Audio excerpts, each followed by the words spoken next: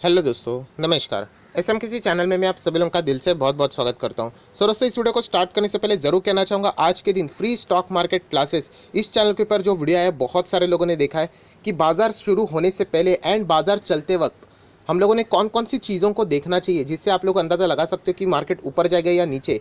तो ज़रूर इस वीडियो को देख लेना, बहुत ही इंपॉर्टेंट वीडियो। इस वीडियो का लिंक मैं ऊपर आई बटन पर, नीचे डिस्क्रिप्शन बॉक्स में दे रहा हूँ, ज़रूर इस वीडियो को देख लेना।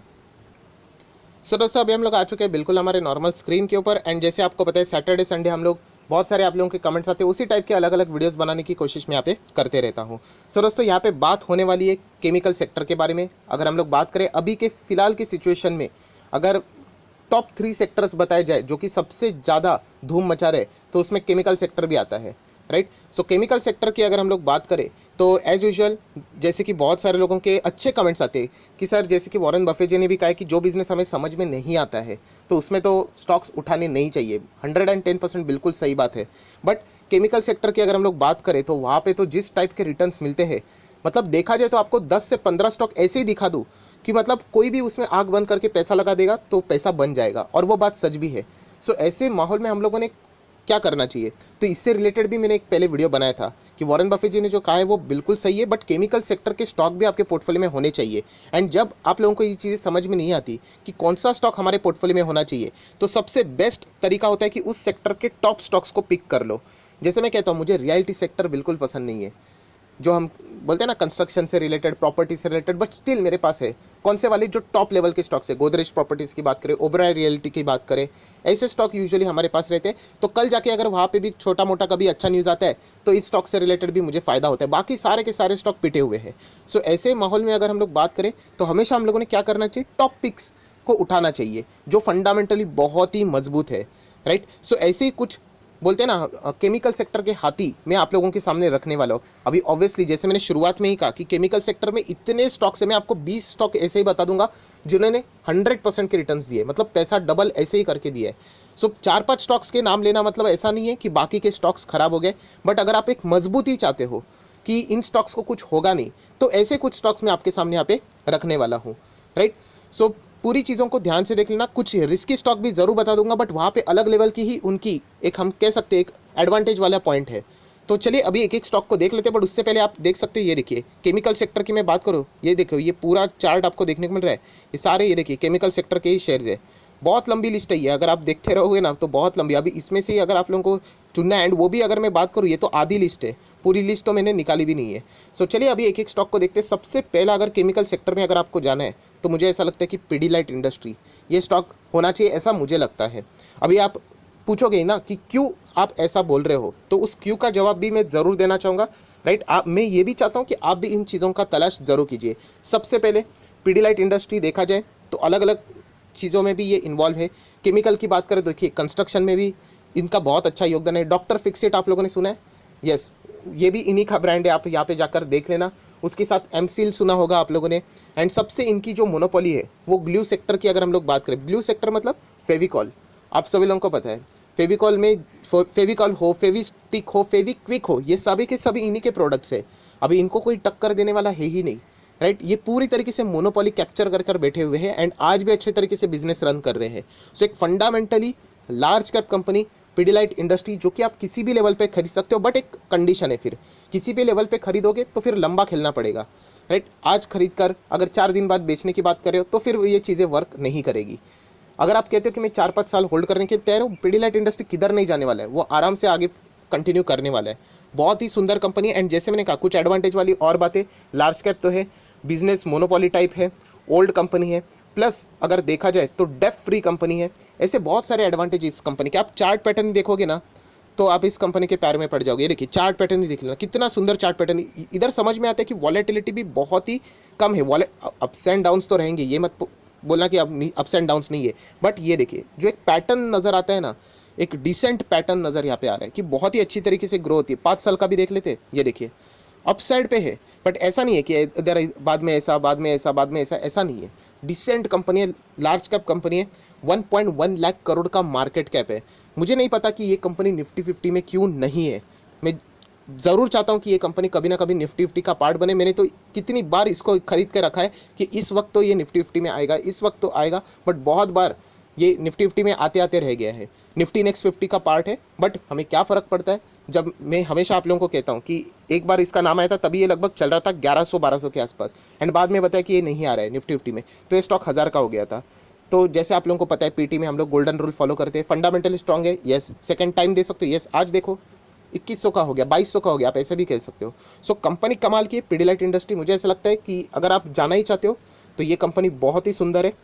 अगर मैं आप लोगों को यहाँ पे बता दूँ, जुलाई की बात करें, 2 जुलाई की, तो 38% की delivery, just a formalities, okay. So अभी बात कर लेते हैं थोड़े से नेक्स्ट कंपनी की। अभी देखिए, अभी हम लोग आएंगे यहाँ पे फार्मिंग से रिलेटेड। केमिकल एक ऐसा सेक्टर है ना, मैं इसके पहले भी बता चुका हूँ कि अलग अलग चीज़ों में आप लोगों को मिल जाएगा। मतलब फार्मिंग में भी केमिकल्स है, फर्टिलाइज़र की अगर हम लोग बात करें वहाँ पे भी ये सब कुछ केमिकल्स है, खाने में भी केमिकल्स का इस्तेमाल किया जाता है, फार्मा में भी केमिकल का इस्तेमाल किया जाता है, कपड़े जो आप पहनते हैं उसमें भी केमिकल टाइप्स अलग अलग होते हैं ऑब्वियसली, पेंट सेक्टर में भी केमिकल का इस्तेमाल होता है, हर चीज़ में आपको केमिकल इन्वॉल्व होते हुए देखने को मिलता है। एंड ये सबसे बेस्ट रॉ मटेरियल भी माना जाता है क्रूड ऑयल की अगर हम लोग बात करें तो। यहाँ पे अगर हम लोग फार्मिंग की अगर बात करें, एग्रोकेम की बात करें, तो सेकंड नंबर की कंपनी, पहली कौन सी है पता है, यूपीएल है। बट यूपीएल से ज़्यादा मुझे पीआई इंडस्ट्री पसंद है। मैंने कहा मुझे, ऑब्वियसली आप चाहो तो यूपीएल के साथ भी जा सकते हो, बट पीआई इंडस्ट्री मुझे अच्छी लगती है। यूपीएल और देखा जाए तो निफ्टी 50 वाला भी स्टॉक है, बट एक दो बार वहाँ पे भी इश्यूज थोड़े बहुत हुए थे। बट पीआई इंडस्ट्री अगर आप देखोगे ये भी कमाल की लगती है। चलो एक bar chart pattern just formality के हिसाब से दिखाना चाहूँगा, तो आप देख लेना। एक बहुत ही सुंदर चार्ट पैटर्न है, अप्स एंड डाउन्स, फिर स्टेबल हो जाते हैं, फिर एक अच्छी जंप यहाँ पे देखने को मिल रही है। ये भी अगर देखा जाए तो लार्ज कैप कंपनी है, 45,000 करोड़ का इसका मार्केट कैप है। सो पीआई इंडस्ट्री केमिकल वाली ये सब है, हाथी जैसे चलते हैं, मतलब स्टेबल तरीके से आप लोगों को रिटर्न देंगे, जो कि आप लोग देख सकते। ब्लाइंडली फॉलो मत करना, ब्लाइंडली फॉलो करोगे तो आप टिक नहीं पाओगे, क्योंकि जिस वक्त मार्केट नीचे आ गया आपका कॉन्फिडेंस ही नहीं रहेगा। क्योंकि आपने ब्लाइंडली, आप बोलोगे क्या सर हमें क्या करें, अभी होल्ड करें या नहीं करें। मैं आज भी कह रहा हूँ, अगर स्टॉक आधे भी हो गए ना तो भी मैं होल्ड करूँगा, इतने ही कमाल के स्टॉक्स है, राइट। अगर मैं यहाँ पे बात करूँ 2 जुलाई की, तो 45% के डिलीवरीज देखने को मिल रहे, सारे कंपनी टॉप लेवल पे ही है, बट है ज़बरदस्त।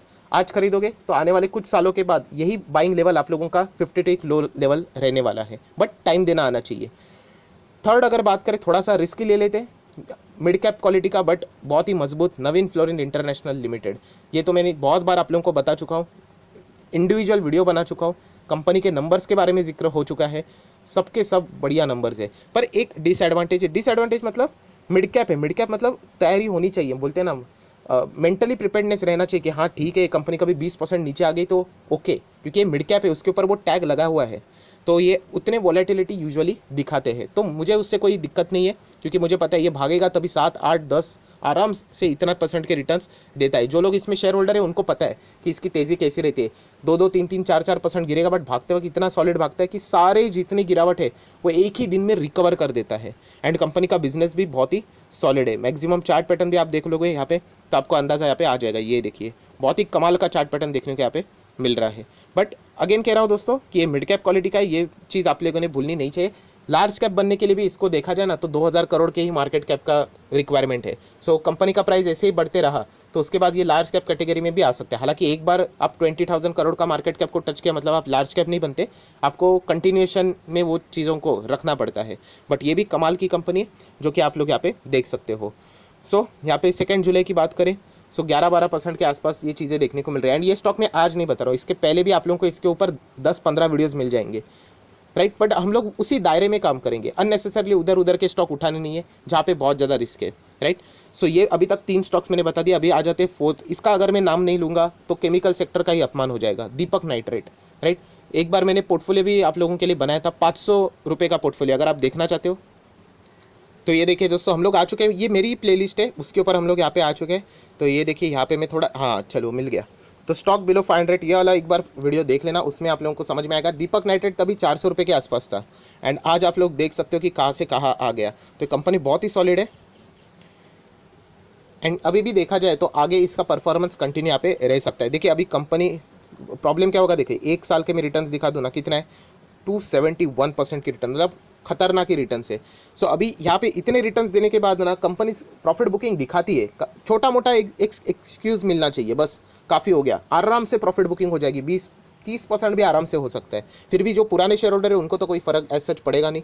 तो ये चीज़ें आप लोगों को समझ में आनी चाहिए। जब भी आप बाय करते हो ना, तभी भी क्या हो जाएगा था, वो स्टॉक कभी ना कभी नीचे ही आ ही जाएगा। तो आप लोगों को लंबा खेलना चाहिए। जो फॉर्मूला याद रखो, 250 दिन में से 230 दिन आपको झेलना ही है।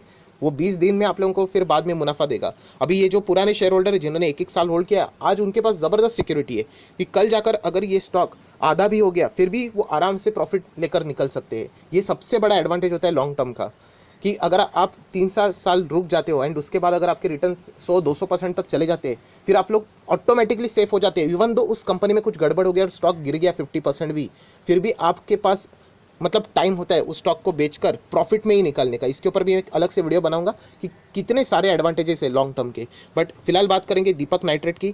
लॉन्ग टर्म के चार्ट पैटर्न्स आप देख सकते हो। ऐसी नहीं कि अभी की कंपनी 2010 से शुरुआत हुई थी 17 रुपये से लेके अभी आप देख सकते हो 2000 की यहाँ पे हो चुकी है। बहुत ही कमाल की कंपनीज है सारे के सारे, आप देख सकते हो। 2 जुलाई की बात करें तो 20% की डिलीवरी से। एंड आखिरी कोई कंपनी है तो दोस्तों ऑब्वियसली एशियन पेंट। ये भी देखा जाए तो मोनोपोली है पेंट सेक्टर में। अगर हम लोग बात करें तो अभी बहुत सारे लोगों को यही डाउट रहता है, सर पेंट भी क्या केमिकल में ही आता है? तो ये हमेशा मैं एग्जांपल आप लोगों को दिखाता हूँ। ये देखिए विकिपीडिया के ऊपर भी हम लोग आ जाते हैं। एशियन पेंट आप लोग देख सकते हैं। थोड़ा सा नीचे जाएंगे तो इंडस्ट्री देख लेना, मिल जाएगा आपको केमिकल। जैसे मैंने कहा केमिकल बहुत सारी चीज़ों में आ जाता है, तो यही है, पेंट भी एक केमिकल ही है। तो इतना ही कहना चाहूँगा कि ये जो कंपनी है सवाल ही नहीं उठता, बहुत ही फंडामेंटली मजबूत है। कभी अगर ये नीचे मिले 10% भी नीचे मिले ना तो इंस्टॉलमेंट लगा देना। 10% 20% डेफिनेटली आप लोगों ने चेक करना चाहिए, कोई गड़बड़ तो नहीं है। बट यूजुअली ये कंपनी बहुत सॉलिड है। मैनेजमेंट तो इसका बहुत ही कमाल का है। मैक्सिमम चार्ट पैटर्न भी आप लोग यहाँ पे देख सकते हो, स्टेडी रिटर्न्स देते रहते हैं। एंड सबसे खास बात ये निफ्टी 50 वाली कंपनी है। सो बताने का मकसद क्या है दोस्तों, ये जो बाजार के ना कुछ हाथी मैंने आप लोगों को यहाँ पे दिखाए जो कि कमाल के हैं। अभी इसमें से भी अगर आप लोगों को सिलेक्ट करने हैं, सिर्फ 2 ही सिलेक्ट करने हैं सर मुझे। एंड अगर आप स्टेबिलिटी चाहते हो तो मुझे ऐसा लगता है कि आप लोगों ने एशियन पेंट एंड उसी के साथ साथ Pidilite industry, yes Pidilite industry की अगर मैं बात करूँ वो आप लोगों ने चूज़ करना चाहिए अगर आप बहुत ही ज़्यादा स्टेबिलिटी चाहते हो। क्योंकि बाकी स्टॉक्स में थोड़ा सा अप्स एंड डाउन्स वैसे तो चलता रहेगा, जो कि एक मार्केट का बिल्कुल नॉर्मल पार्ट है।